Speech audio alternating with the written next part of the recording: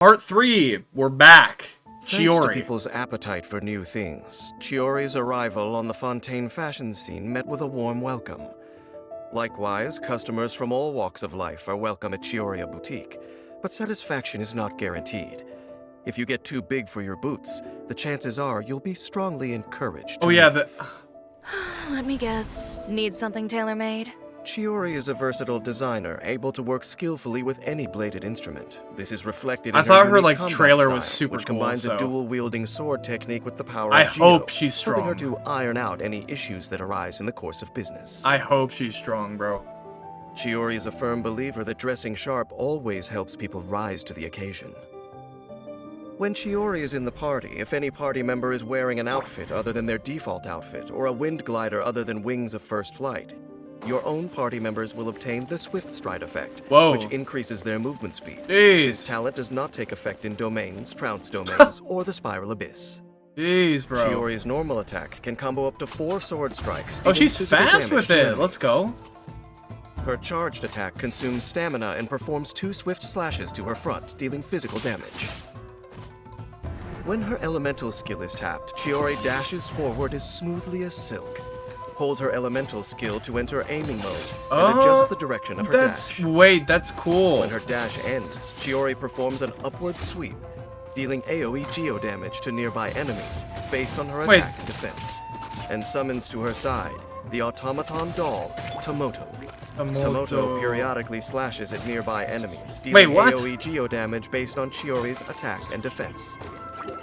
While Tomoto is active, if a Geo construct is present nearby or if one is created, an additional Tomoto will be summoned to the active character's side. Wait, that's so cool. One additional Tomoto may be summoned in this way, and the duration of each Tomoto is calculated independently. I feel like those would be pretty strong, no? After unlocking the talent tailor-made, for a short period after Chiori performs her elemental skill's upward sweep, tapping her elemental skill again will trigger the Tapestry effect.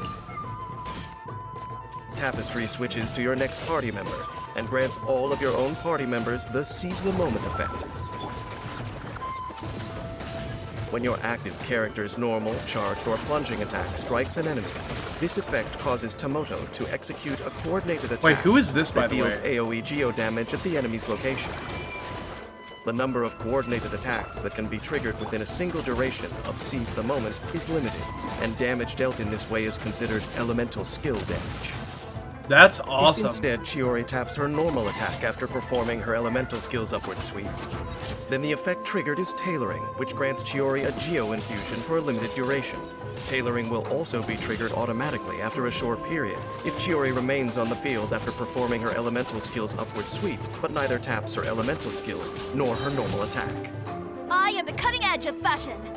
With her elemental burst, Chiori unsheathes her twin blades and slices with the clean cuts of a master tailor, dealing AoE geo damage based on her attack and defense.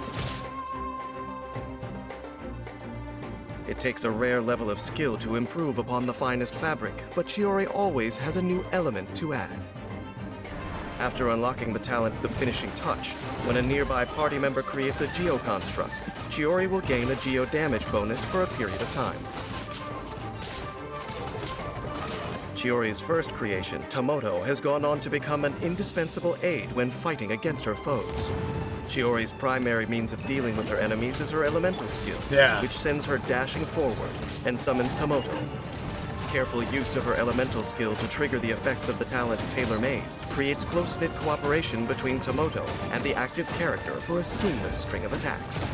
When energy is full, she brandishes her dual blades with the deft grace and pinpoint precision of a master tailor, dealing AoE geo damage to enemies as she buttons up the battle. So it's like instant. I have heard the term empire. I kind of like that because you can just straight up burst them. I hope this character is a 5-star. I also don't hope she's a 5-star because it'd be easier to get if she's a 4-star, right? I would assume. But I like this character. I like her trailer and I like her abilities. Nothing. I'm merely musing about fashion in general. But it's hardly my area of expertise. If you want to know more, why not pay a visit to Chiori Boutique? It couldn't hurt. Yeah, that's sick. Okay, now we have... Yo, this is the one. Fourth of the Fatui Harbingers. Oh yeah, A dude. formidable Snezhnaya Arlecchino, diplomat how do you say it? I and don't a know. ruthless assassin. This is the most you can hope to glean about Arlecchino. If you know the Arlecchino. right people to ask. Bro, she is dope. But if you go one step further and gain the acceptance of a certain group of children, you'll learn about her most important identity of all, a father. This will be a productive partnership. Arlecchino? I hope. As an Arlecchino? intelligence operative, What the heck? Arlecchino prefers Arlecchino. more covert means of attack. But don't expect her to shy away from unleashing her raging flames in broad daylight. Bro, she's if the situation calls for she it. is easily the coolest looking out of like almost. I think out of all the characters, she's the coolest looking. Super unique. Bro, she actually looks like an Abyss character. Is she from the Abyss? Kind of. Right? Bro, she is so sick. Attack button, Oh, I gotta and she get this moves character. rapidly What the for- heck is that? What is that? Further Yo, what in is the attack that? button, and she moves rapidly for a short period at the cost of further stamina. With her elemental skill, Arlecchino commands Bale Moon Bloodfire to deal pyro Oh damage my to nearby god, enemies. this character is She so then cool. charges at one of them and delivers a further slash, dealing AoE pyro damage. Okay, I'm gonna just say it. This character is probably in the top like 5 strongest in the game. I mean, like just look, like you can't look like this and not be the strongest, or at least one of the strongest, if not the best pyro in the game. Come on, let me know. I hope. Considered elemental skill damage. Using her charged attack, or elemental burst, causes Arlecchino to absorb She and clear attacks nearby fast. blood Whoa, death what the heck? directives. Each directive absorbed grants her a bond of life, worth a percentage of her max HP. There is a limit to the total bond of life that can be gained in this way. Oh my god, it's like her whole health bar. What the If heck? her elemental skill is used again within a certain time, the directive's duration is recalculated, as is the maximum bond of life that they can confer.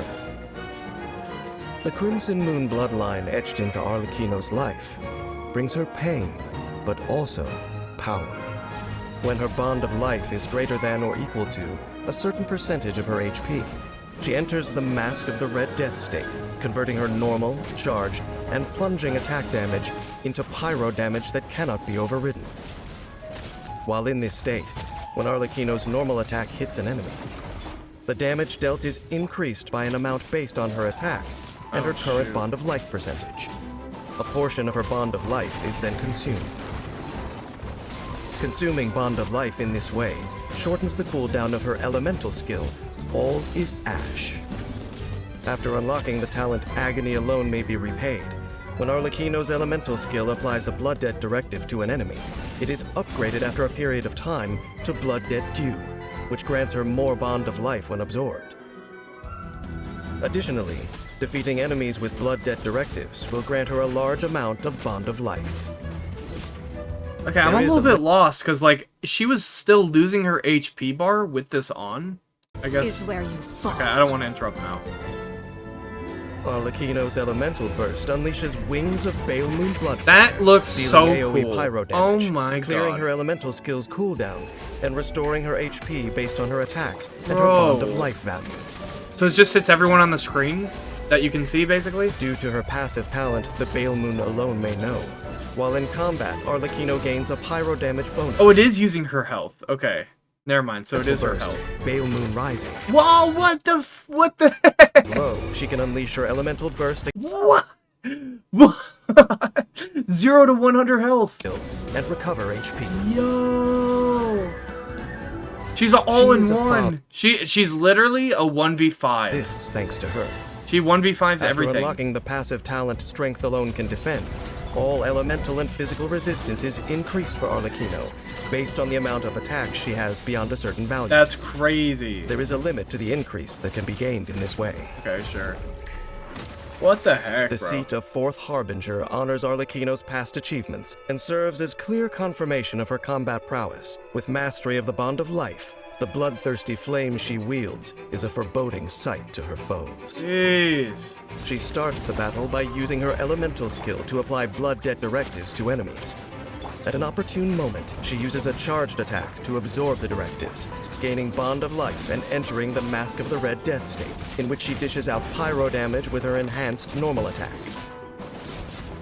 When energy is full, she uses her elemental burst to deal pyro damage to enemies, while healing herself and also clearing her elemental skill cooldown. Then she goes on a final offensive streak, turning her foes to ash by the searing light of the blood-red moon. Whoa. By the way, I'm Neither surprised a the dark- enemy just died like that. I thought it was gonna just keep fighting. This world's standards. I think they make the enemies invincible for these videos, which makes sense. They just want to showcase the abilities, but I always notice like the last enemies die. As a recurring dream featuring the sight of a crimson moon, she should beware. In my long journey, I have seen many fight to defy fate. Arlecchino is one of them. And she seems to have succeeded. The fiery blood that corrodes her flesh has eaten away, too, at the shackles that once bound her. When a blood-red moon shines down from above, some see the face of death, while others see the roof over their heads.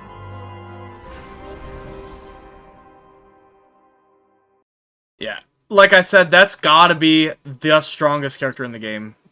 I mean, how can it In not be? Fontaine's courts, there Gotta are be many one of them. ways to defend one's honor.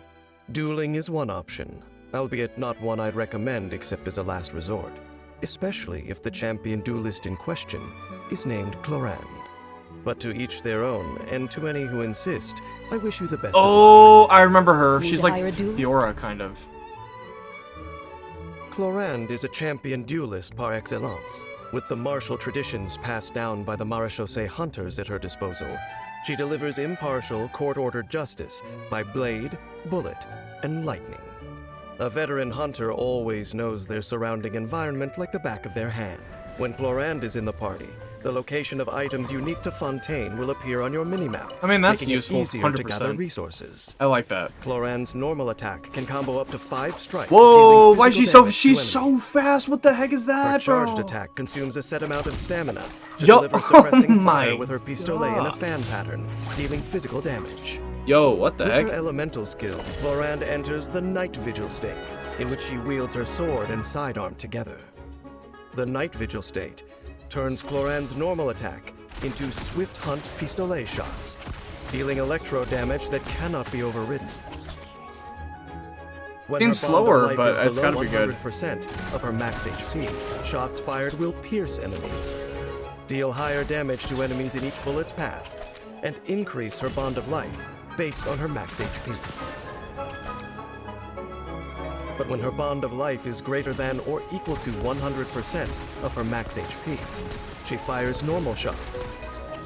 If Clorinde uses her elemental skill again while still in the Night Vigil state, she will attack with Impale the Night, lunging forward with her blade and dealing electro damage. The effects of Impale the Night depend on her Whoa, current what? bond of life percentage. If she has no bond of life, she simply executes a lunging sword strike. If her bond of life is less than 100% of her max HP, she heals herself based on her bond of life value, and the damage and AoE of this usage of Impale the Night are increased. Okay, not bad. If her bond of life is greater than or equal to 100% of her max HP, she uses Impale the Night Pact, which provides a more powerful healing effect, and further increases the AoE and damage of this usage of the attack. Damage dealt by Swift Hunt and Impale the Night is considered normal attack damage. In addition, sources of healing other than Impale the Night will not heal Clorinde while she is in the Night Vigil state. Oh, shoot. Instead, a percentage of the healing will be converted into Okay, that tells me this character must be, like, super strong. when Clorinde leaves the field. Because she can't be healed by At set others. intervals, striking an When enemy she with uses Swift that. Hunt shots will summon a Surging Blade, dealing Usia-aligned electro damage. After unlocking the talent Lawful Remuneration, if Clorinde's bond of life is greater than or equal to 100% the heck is that of her again? max HP, her crit rate will increase for a certain time, whenever her bond of life value goes up or down. Jeez, It look can at her stack go. a maximum of twice, and each stack's duration is independent. This talent also enhances her elemental skill's Night Vigil state by increasing the percentage of healing that is converted to Bond of Life. Hunt them down. When Clorinde uses her elemental burst, she gains a Bond of Life based on her max HP, before performing a swift dodge and strike with both her weapons, dealing AoE electro damage. When the prey hides in the shadows of night, the hunter must lure them into her trap. After unlocking the talent Dark Shattering Flame, after a nearby party member triggers an electro reaction, Clorinde's normal attack and elemental burst deal increased electro damage based on her attack for a period of time. This effect stacks up to 3 times. Jeez, Stack's bro. duration is independent. There is a limit to the maximum damage increase that can be obtained in this Bro, way. this character is ridiculous. Pistolet and Electrovision at her disposal. To say that Clorinde strikes like lightning is more than just a figure of speech. Holy. In battle, Clorinde starts by using her elemental skill. Is this the First fastest to enter the night attacking vision character in the state and game? gain Like, a bond of holy, life through bro. her Pistolet attacks. Jesus. Then to lunge at enemies with her sword. Dude, this dealing reminds me of the Raiden Shogun, but like it's faster than the Raiden Shogun. of life. When energy is full, Clorinde executes a combined sword and pistolet attack, dealing AoE electro damage and gaining a bond of life. I bet you they Then actually she killed this one. continues the offensive, deftly switching back and forth between her weapons until the hunt is over. Knew it. Dang, bro. That character's ridiculous. The story of the Marechaussee Hunters is a thrilling chapter in Fontaine's history. I recall that their founder once had a dispute with the Lock Knights. But unlike the captivating tales of monster hunting heroes, that detail has faded from the public consciousness. Their only tangible legacy is the sword and gun, and weapons only stand for whatever meaning humans ascribe to them. Are they tools to hunt down the last remnants of an age gone by, or to uphold the order of the new age? The choice lies with their wielder. Clorinde's sword has never wavered, for her sense of justice is sufficiently simple and adequately strong. Moments of doubt, difficult decisions, leave those for the people forced to live through times of momentous change in the world. Weirdly enough, I feel like she's a 4-star, but she's so darn crazy that I don't think it matters. That is weird. Every time I I can't visit tell. the desert of Sumeru, Usually it you can strikes tell. me Like, usually one's more cinematic or something. Bro, that character is ridiculous, though. I have to get it. the Eremites based there, or the Academia scholars sent to study King Deshret's civilization. Alright, I'd King say there's a Deshret. third answer. Bags packed and ready to roll. Alright, I already know this guy's probably the worst in the game. He's got a bow. He's... Bro's hanging out with King Deshret. This is coveted knowledge, but Sethos' electro-powered arrows keep prying eyes well away. I don't know, maybe I'm wrong. We'll see, we'll see, we'll see, we'll see. As an exceptional outdoorsman, you can count on Sethos' adventuring skills. Ah, okay. When Sethos is in your party, the location of resources unique to Sumeru will appear on your minimap, That's helpful, at making least. it easier to gather supplies. That's good. Sethos' normal attack can combo up to 3 consecutive shots, dealing physical damage. With a charged attack, Sethos executes a more precise aimed shot that deals increased damage. The shot has different effects depending on how long the charging lasts. At charge level 1, Sethos fires an electro-infused arrow that deals electro damage. At charge level 2, Sethos fires a shadow-piercing shot that can pass through opponents, dealing electro damage to all Whoa. enemies in its path. Sethos will not be able to move around when shadow-piercing shot is fully charged. After unlocking the talent Black Kite's Enigma, the charging time of Sethos' aimed shot will be reduced for each point of elemental energy he has, up to a certain limit. If he fires a shadow-piercing shot, he will consume the corresponding quantity of elemental energy.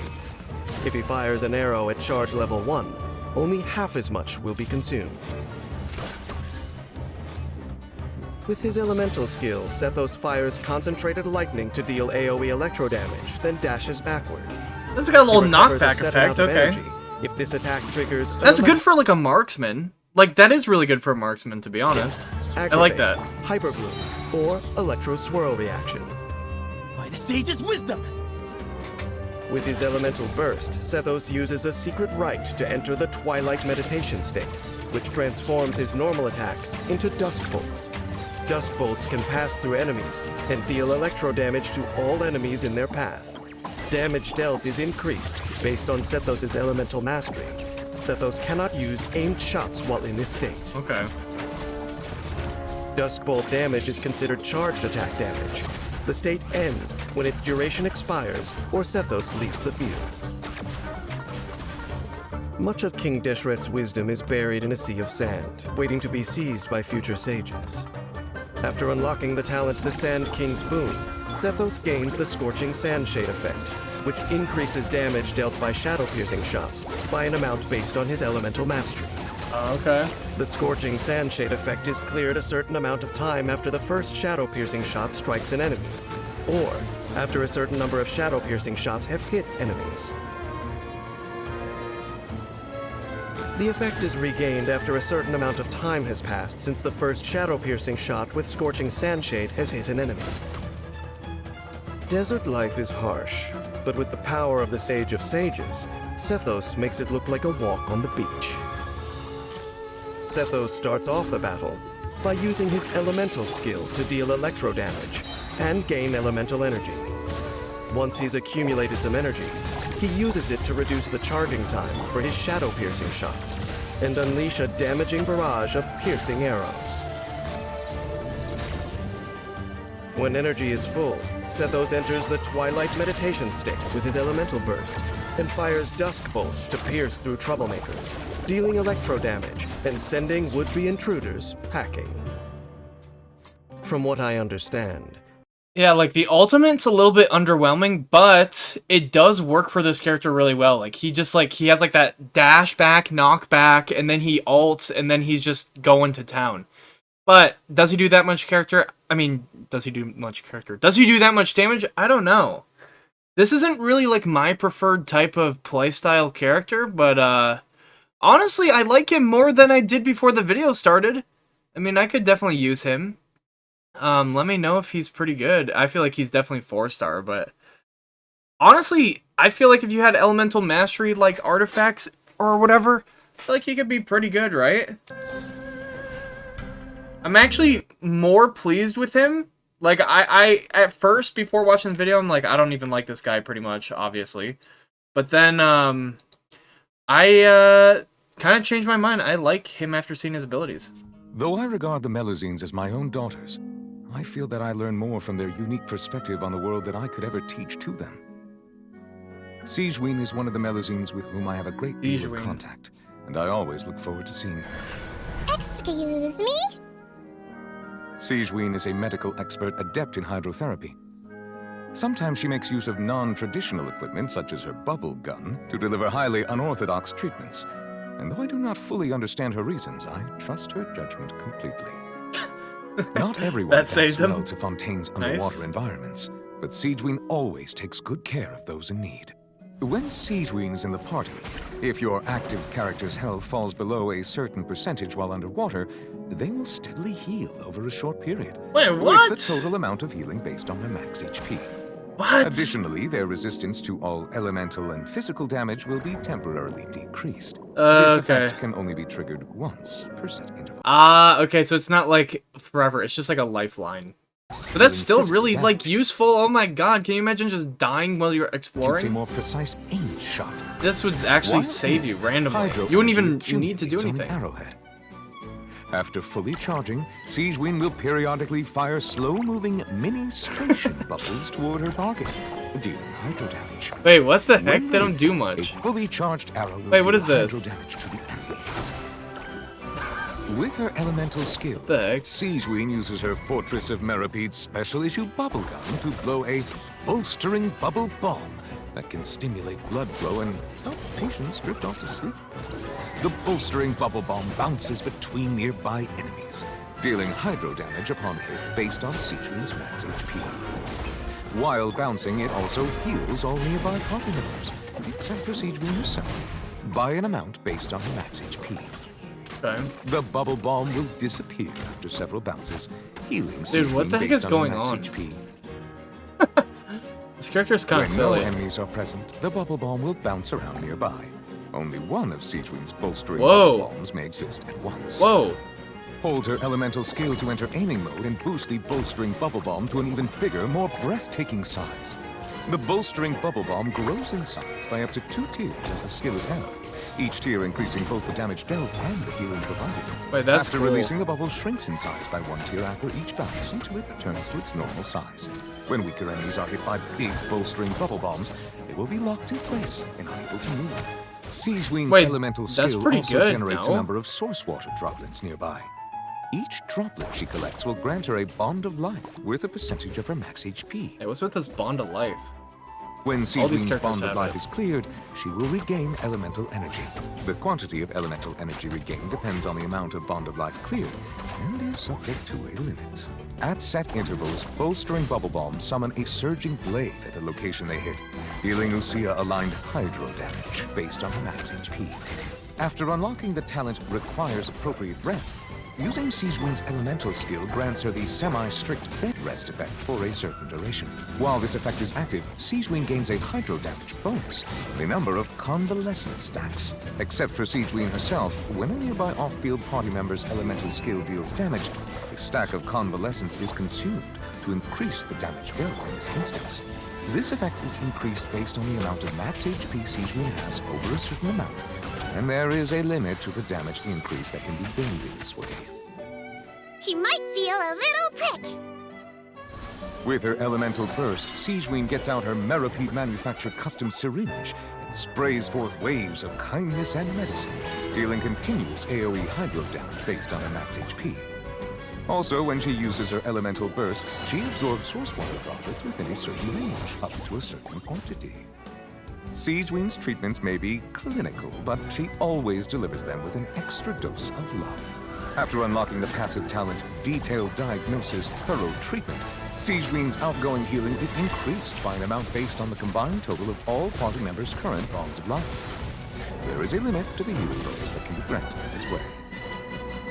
Sigewinne's code of conduct is pure and sincere. She seems pretty good, Aid though. the adorable and care for those in need. In emergency, she dedicates her heart and soul to helping her companions. Sigewinne's primary tool in combat is her elemental skill. Her bolstering bubble bombs not only bop enemies as they bounce between them, but also heal other party members, allowing them to focus on the fight. She's got like With good her control talent because semi-strict also wrestling. it was saying like it keeps them in place. So like When energy is full, Sigewinne uses her elemental burst to deliver a strong dose of medicine to enemies in front, dealing AoE hydro damage, giving these wayward patients. wait, that's like yeah, I feel like if you went like high damage on her, she could be really good, no? I feel like she can go either way. Like obviously she's portrayed as like this healer support, has a little bit of control with her, but her ultimate is similar to Nouvelette. What is his name? Nouvelette? Don't flame me. But like I feel like she is kind of versatile. She can go either way. I might be wrong, but from what I see. I only hope she is just as happy when I cannot see her. This gave me cause to reflect on what it means to be a family, and I believe I have reached a verdict. Parents and children both need each other, and that is exactly how it should be. I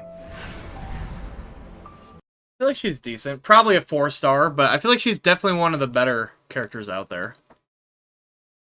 Alright, Emilie. If you're looking for a souvenir from Fontaine, perfume is an excellent choice. Although if you're Oh, this is the clueless, Genius, yes, I okay. find that you need a good I remember consultant this. to help you find your signature scent. She like, It would be my honor. you can like solve mysteries. As a Dendro. renowned perfumer, Emilie is well versed in botany.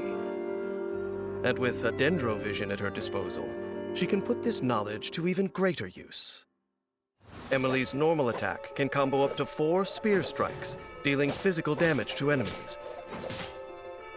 Her charged attack consumes a set amount of stamina to perform an upward slash. With her elemental skill, Emilie creates a Lumideus case, dealing AoE dendro damage.